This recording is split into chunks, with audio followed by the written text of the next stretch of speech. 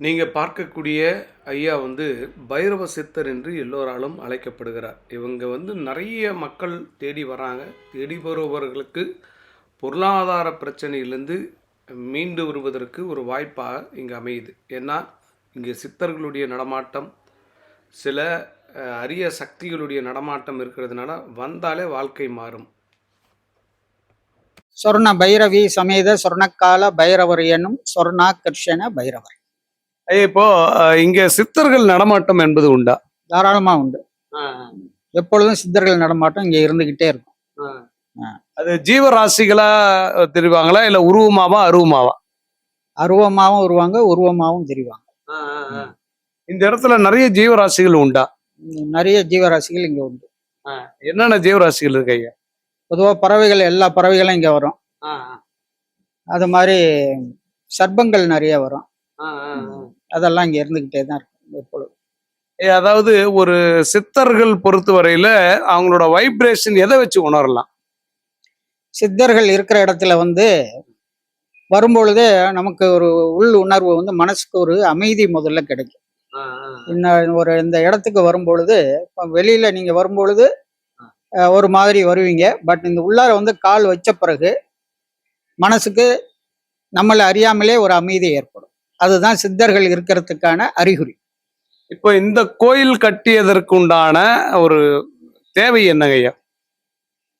இந்த கோயில் வந்து முதல்ல கட்டணும்னு நான் முடிவு பண்ணல.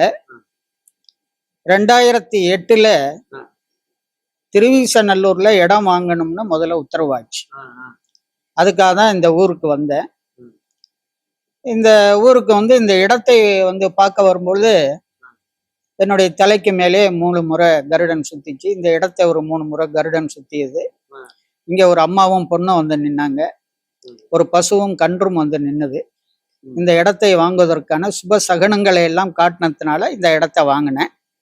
வாங்கும் பொழுது இங்க வந்து நான் அமைதியாக இருந்து தியானம் செய்வதற்கும், வருகிறவர்களுடைய கஷ்டங்களை போக்குவதற்கு, அவர்களுக்கு வேண்டிய எளிய பரிகாரங்களை செய்து அவர்களை நல்விதமாக வாழ வைக்க இந்த ஊருக்கு அழைத்திருக்கிறார் என்றுதான் நான் ஆரம்பத்துல நினைத்தேன். பட் 2010 பைரவர் வந்து என்னுடைய தியானத்துல எனக்கு ஒரு கோயில் கட்டு அப்படின்னு கேட்டார். அப்பயும் கூட அந்த கோயில் கட்டுறத வந்து எனக்கு அவ்வளவு உடன்பாடு இல்லாத காரணத்தால், இந்த உலகம் எப்போது தோன்றியதோ அப்போதிலிருந்து இன்று என்னிடம் வந்து கேட்கும் வரை 2010 எனக்கு காட்டக்கூடிய திருக்காட்சி இந்த உலகத்துல வேற எங்கேயும் இருக்கக்கூடாது. அப்படி காட்சி கொடுத்து அருள விரும்பினால் நான் கோயில் கட்டுறேன் அப்படின்னு. அப்படியும் பைரவர் விடல. அப்படியே காட்டியருள்வோம்னு அதற்கு பிறகு எனக்கு திருக்காட்சி கொடுத்ததுதான் இன்னைக்கு நம்மளுடைய ஆலயத்தில் இருந்து அருள் புரிகிற ஸ்ரீ மகா சொர்ண பைரவி சமேத சொர்ணக்கால பைரவர் எனும் ஸ்ரீ மகா சொர்ணாகர்ஷண பைரவர். ஐயா, இப்போ இந்த தெய்வத்துக்கு இந்த பெயர் வைப்பதற்கு என்ன காரணம்? இப்போ இந்த கால பைரவர் அப்படின்னு எடுத்துக்கிட்டீங்கன்னா கையில கபாலத்தோட இருப்பார். அது பிரம்ம கபாலம். அவர் எப்பொழுதும் உக்ர ரூபியாக இருக்கக்கூடியவர். இப்ப நமது ஆலயத்தில் இருக்கக்கூடிய சொர்ணாகிருஷ்ண பைரவர் சர்வானந்த கோலாகலர். அதாவது எப்பொழுதும் ஆனந்தத்திலேயே திளைத்து கொண்டு இருக்கக்கூடியவர். எப்போது பைரவர் கையில இருந்து கபாலம் நீங்கியதோ அப்பொழுது அவருடைய கருமையான உருவம் நீங்கி பொன்னிறமான உருவம் தாங்கி புன்னகை பூக்கும் முகத்துடன் தோன்றினார். அதுதான் சொர்ணக்கால பைரவர். அதன் பிறகுதான் அம்பாள் வந்து சொர்ண பைரவி, அதாவது அஜாமிலா தேவி என்னும் சொர்ண பைரவி பக்கத்துல வந்து அவர் பக்கத்துல வந்து உட்கார்றார். அதனால இந்த அமைப்பு வந்து ரொம்ப விசேஷமான அமைப்பு. ஐயா, உலகிலேயே எங்கேயுமே இந்த மாதிரி ஒரு அமைப்பு கிடையாதா? சொர்ணாகர்ஷண பைரவர் அமைப்பு வந்து வெவ்வேறு இடங்களில, ஒரு சில இடங்களில ஒரு அமைப்பு இருக்கிறது. ஆனால் நம்ம ஆலயத்தில் இருக்கிற அமைப்பு வந்து உலகத்தில் வேற எங்கேயும் கிடையாது. இது வந்து கற்பக விருட்சத்தினுடன் அடியிலே, கற்பக விருட்சம் அப்படிங்கிறது தேவலோகத்தில் இருக்கக்கூடிய தெய்வீக சக்திகள் நிறைந்த மரம். இந்திராதி தேவர்கள் அவங்களுக்கு ஏதாவது தேவை அப்படின்னா இந்த மரத்தின் அடியில் அமர்ந்து நினைப்பாங்க. அவங்க என்ன நினைக்கிறாங்களோ அதை அப்படியே கொடுக்கக்கூடியது அந்த கற்பக விருட்சம். அப்படிப்பட்ட கற்பக விருட்சத்தினுடைய அடியிலே அவர் பத்ர பீடத்தின் மேல அமர்ந்திருக்கிறார். மேல் திருக்கரங்களிலே சங்கநிதி பத்மநிதி வச்சிருக்கிறார்.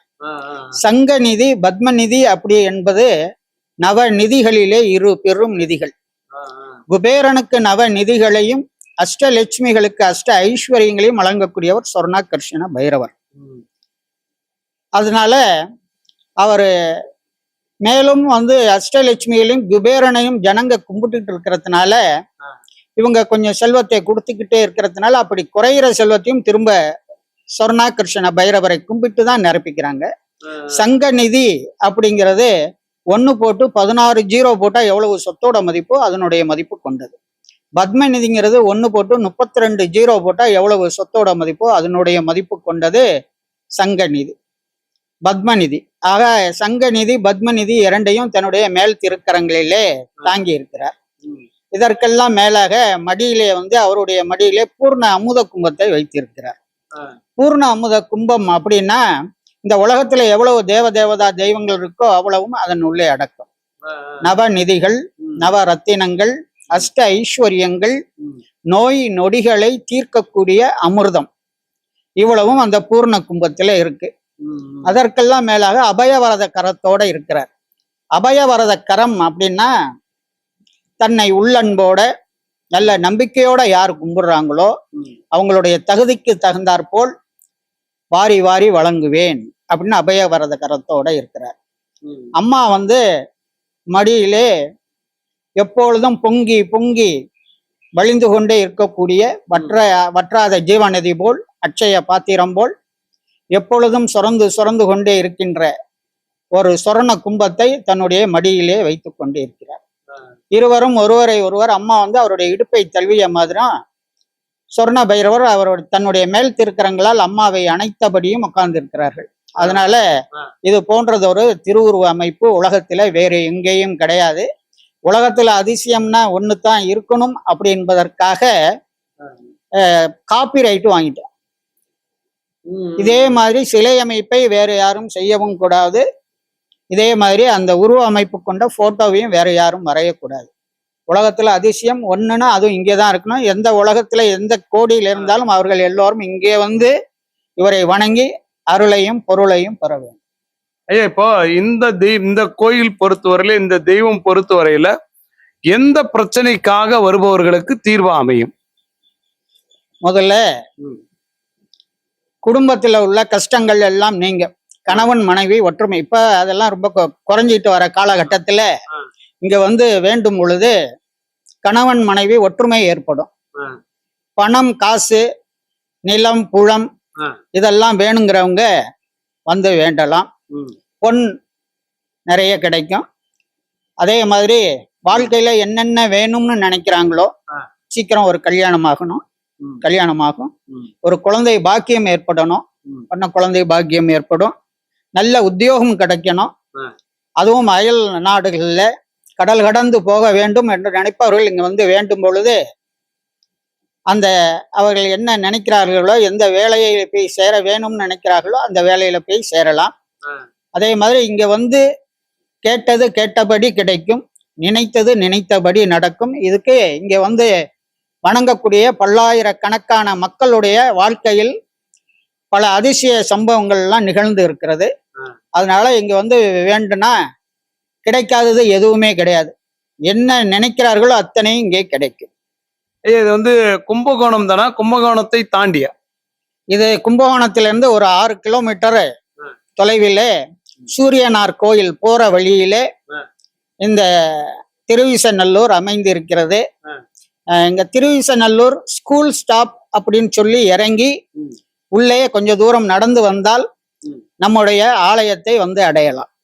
ஐயா, இப்போ இந்த ஆலயத்திற்கு வருவதற்கு ஏதாவது தகுதிகள் என்பது உண்டா? இந்த ஆலயத்திற்கு வருவதற்கு முற்பிறவி பாக்கியம் செய்தவர்கள் இங்கே வரலாம். அதாவது தொடர்ந்து 7 பிறவி சிவனை கும்பிட்டவர்கள், 7 பிறவியிலே சித்தரை வழிபட்டவர்கள், 7 பிறவியிலே பைரவரை வழிபட்டவர்கள் இங்க வரலாம். அவர்களுக்கு வரக்கூடிய பாக்கியம் நிச்சயம் கிடைக்கும். ஆலயத்துடைய மூலவருடைய அமைப்பு என்ன? மூலவர் வந்து இந்த ஆலயத்தினுடைய மூலஸ்தானம் பிரமிட் அமைப்பிலே அமைக்கப்பட்டு இருக்கிறது.